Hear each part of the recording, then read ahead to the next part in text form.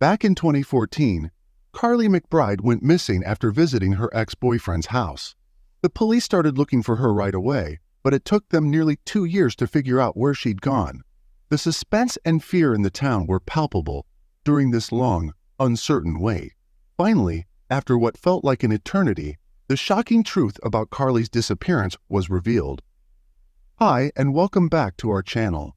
If you are new here, please consider subscribing, as it helps us motivate to create more intriguing content for you. Let's have a look at the case of Carly McBride. Carly was born on April 14, 1983, to Steve McBride and Lorraine Williams. Her parents were very close to her. Carly started having more and more problems as she got older. She started using drinks and drugs that are illegal. Though it was hard, she tried to beat these bad habits. Carrie was 31-year-old in 2014 and lived in Belmont, New South Wales, Australia. Carly had 2 kids, a son named William, who was 7 years old, and a daughter named Cadence, who was 3 years old.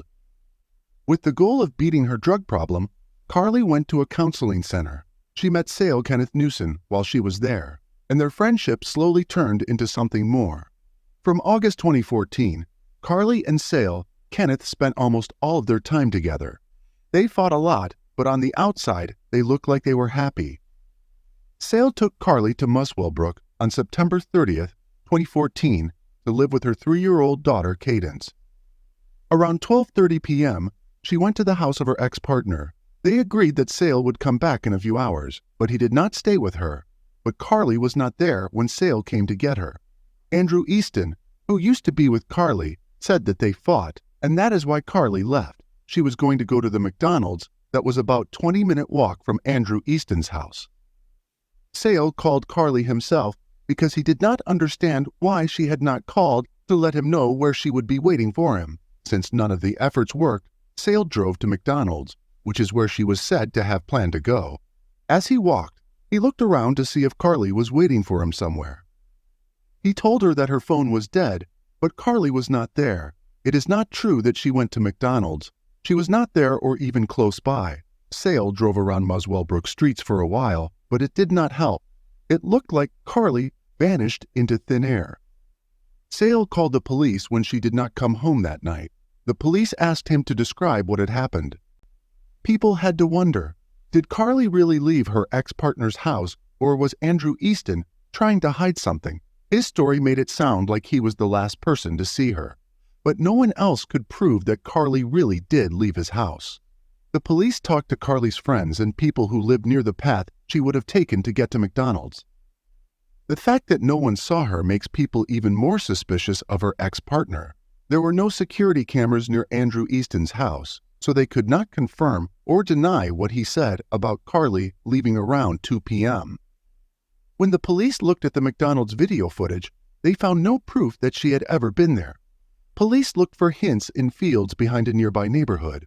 A chief investigator in this case, on the other hand, said that nothing especially interesting had been found and that the investigation would continue. They asked anyone who knew anything about Carly McBride's whereabouts to call the police. She was holding a tan purse and wearing blue jeans, sandals, and a yellow t-shirt. The police looked through the house where Carly was last seen after getting a search warrant. Police went there to try to find information that would help them figure out what happened to the mother of 2 kids. The police looked through Andrew Easton's house, but they did not find any new hints. There was no sign that someone had broken the law in that house. Investigators discovered something peculiar.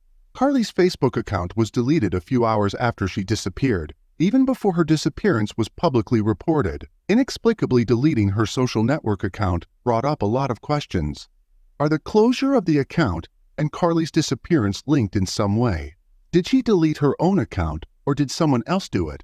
Why did you delete the account? People deleted the account because of what they said on Facebook, which might explain what happened. The agents asked the U.S. Department of Justice these questions in the hopes that the DOJ could help them get Carly's account back and figure out who deleted it. People who work for Facebook do data research at their main office in Menlo Park, California.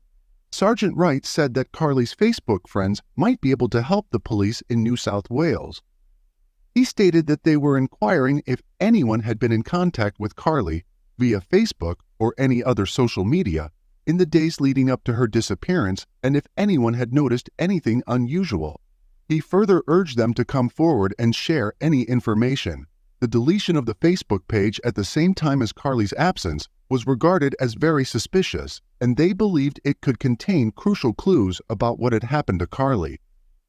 Smith, Carly's close friend and flatmate, talked to her on the phone on her way to Muswell Brook. She said nothing seemed out of the norm. Kylie described Carly as down-to-earth and referred to her as a free spirit who was easygoing and loved life. She emphasized Carly's strong support for her friends, always being there for them during difficult times. Kylie also conveyed a heartfelt plea, mentioning that they all woke up every day not knowing what had occurred and where Carly was. She appealed to anyone with information to come forward, underlining the importance of having a conscience and providing any news or details. She earnestly asked them to simply provide us with something. The police searched everywhere. Carly was before she went missing.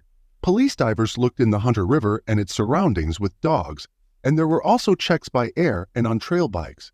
None of this helped find any signs of Carly McBride. The probe went on for months, but it did not find anything. After Carly vanished, she did not leave any digital traces. You could never find her on social media, her phone or her bank cards because she never used them. The police started to think that Carly was no longer alive. After 9 months, Carly's parents asked for help in finding their daughter. Detective Timothy Seymour joined them and could help by asking for any information that would help with the case. Lorraine Williams, Ms. McBride's mother, cried during the public event and asked for help to find her daughter. She urged that if anyone had any information, even if it seemed small, they should come forward and offer their help. Steve and Lorraine acknowledged the difficulties their family experienced after Carly's disappearance. Mr. McBride remarked, "We are managing as best as we can." He also mentioned, when it comes to Carly's children, it's quite a complex situation. Both children have different fathers, and to be frank, we haven't had much close contact with them. We hope that this situation changes, allowing us to have more contact with them. Detective Inspector Timothy Seymour stated that the police had been working tirelessly since Ms. McBride went missing. He noted that there is a plethora of information that is being sorted through. However, the breakthrough moment may come from somebody who might think they have an innocuous piece of information. Carly's parents had come to the painful realization that they might never see their daughter alive again. Writing a letter to the man responsible for taking her daughter was an emotionally challenging task for Lorraine. In the letter, she conveyed her belief that there was not a single person who remained unaware of what had transpired concerning her daughter, emphasizing the events of that fateful day. She earnestly pleaded for assistance on behalf of Carly's children, describing them as innocent and beautiful youngsters. Lorraine expressed that the individual responsible for separating their mother from them had robbed them of their source of joy and happiness, as well as their main pillar of support. She further lamented that Carly's children would never experience their mother's gentle, warm, and comforting kisses, her affectionate and warm embraces, her infectious laughter, and her radiant smile. Lorraine indicated that the memories of Carly were lost, and her children were denied the opportunity to bid her farewell. She highlighted the emotional burden of pain, torment, anxiety, and frustration that weighed heavily on them, causing them to be hypervigilant and apprehensive about potentially receiving news of Carly's discovery. Lorraine continued, addressing the person responsible. "Whoever you are, on that day, you made the decision to separate my daughter from us, and you are the one who deprived us of her presence. We are left with an unending stream of questions and uncertainty. Our ability to grieve and comprehend. The nature of our loss remains elusive. We find ourselves trapped in a state of unending grief, unable to move forward."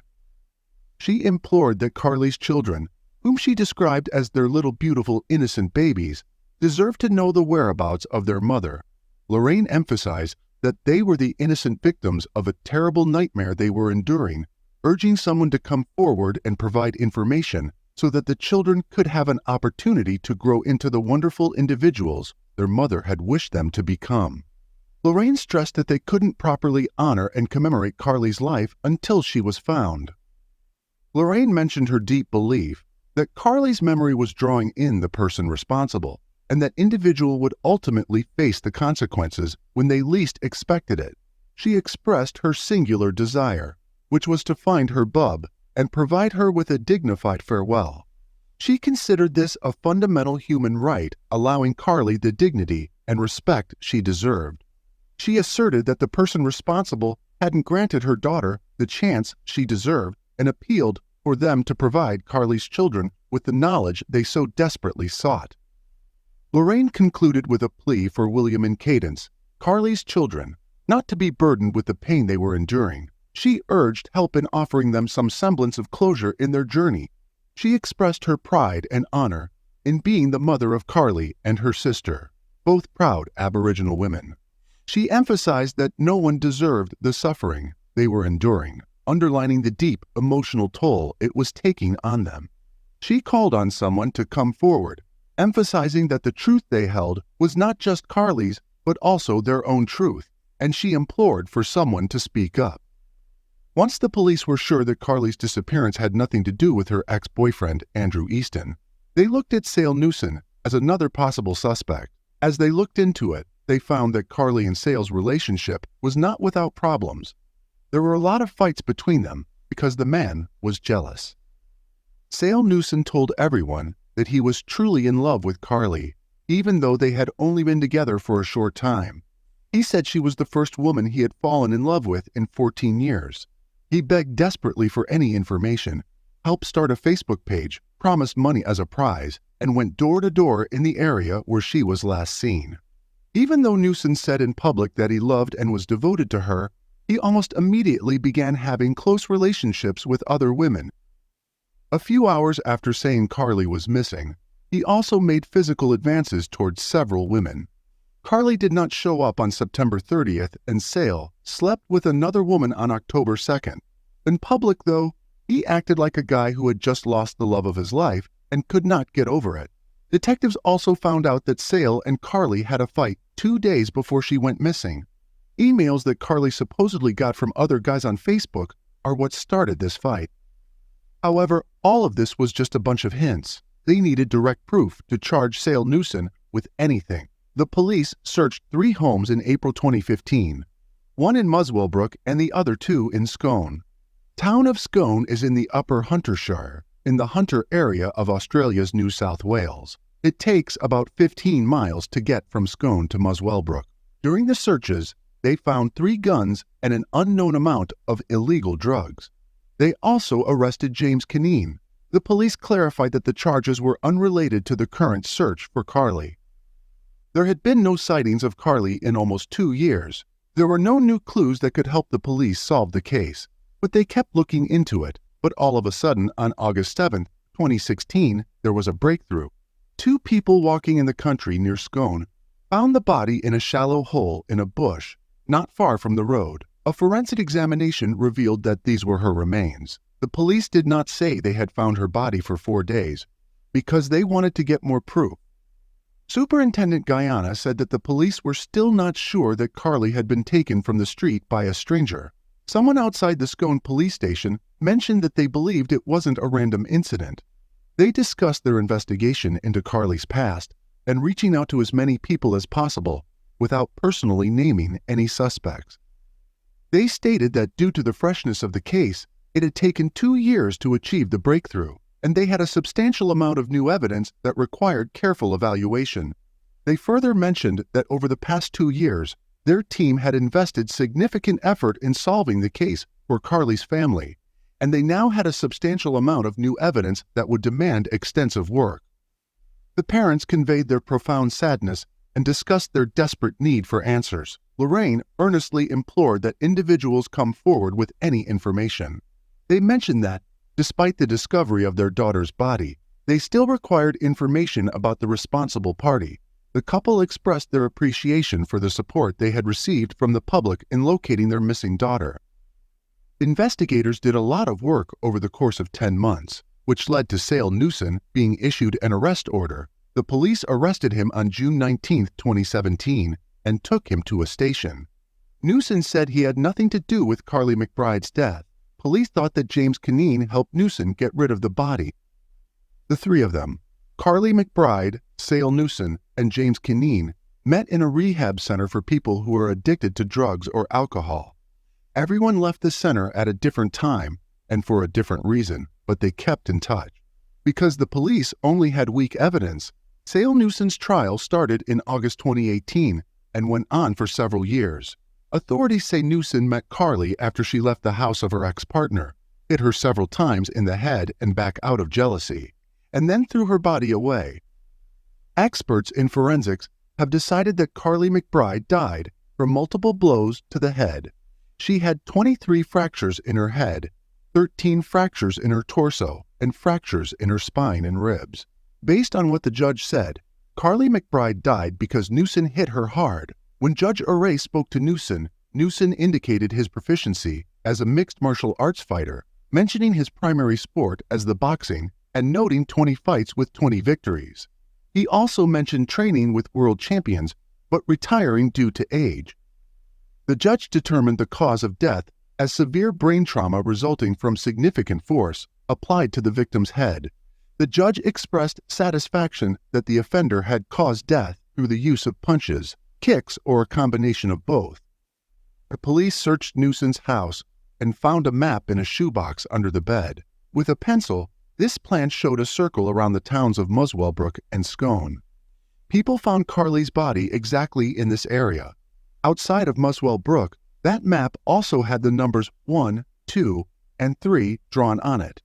Senior Constable Mohini showed proof that the first two numbers showed where point-to-point cameras were located. When Newson's father called her after the police found Carly's body in 2016, Newson told him that the found skeleton was missing hand bones. However, the police never told anyone about this. There were only 3 people who knew about it: the police, Carly's parents, and the Department of Forensic Medicine at the John Hunter Hospital. The police thought Newson knew because he knew the crime scene and left Carly's body where it was found 2 years later. The clothes that Carly was wearing on the day she went missing also matched her remains. It looked like she died soon after leaving the house of her ex-partner. The police searched her house but could not find her phone or purse. Police searched Newson's phone and found that between September 18th and October 2nd, 2014, he had removed Google location services. Investigators learned during the trial that Newson edited and cropped the picture of Carly that he took on the way to Muswellbrook and then used on missing person flyers before the police even got the report that Carly was missing. Newson offered a $20,000 prize for information about where Carly was when the search for her began, but he had no money in the bank, so he only offered the prize because he was sure no one would ever find her. That way, he would not have to pay. From the start of the police probe, Newson got involved, trying to put the blame on other people and find out where the police and other emergency services would be looking. He also went through all of the nearby streets looking for CCTV or witnesses. Police said he was not looking for information, but to hide it and see if anyone had seen him stop Miss McBride. Police and volunteers looked for her in Muswellbrook and passed out missing person flyers. Newson, on the other hand, was in Sydney texting his friends about how he was driving an Audi Rate. Newson told Steve McBride that he knew exactly where they found Miss McBride. The judge decided that Newson's anger was the reason he attacked Carly so badly and without planning to. When he got Carly from Muswellbrook, he saw that she had spent about 90 minutes with her ex-partner instead of her daughter, as they had planned. Since Carly's daughter was not home at the time, she was reportedly alone with her ex-partner for an hour and a half, which made Newson attack Carly out of jealousy.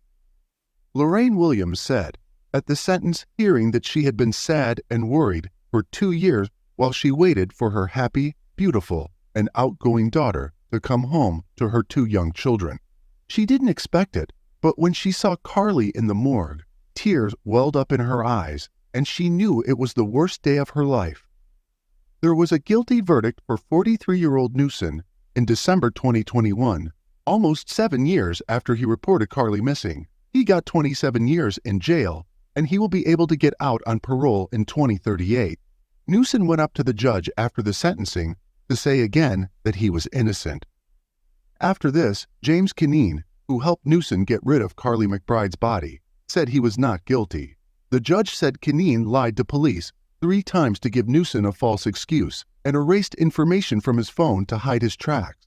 In November 2022, Kineen was given a sentence of 7.5 years in jail, followed by 4 years of parole. When the hearing was over, Carly's parents said that even though justice had been done, nothing would ever bring their daughter back. Let us know your thoughts about the case in the comment section below. Thanks for watching.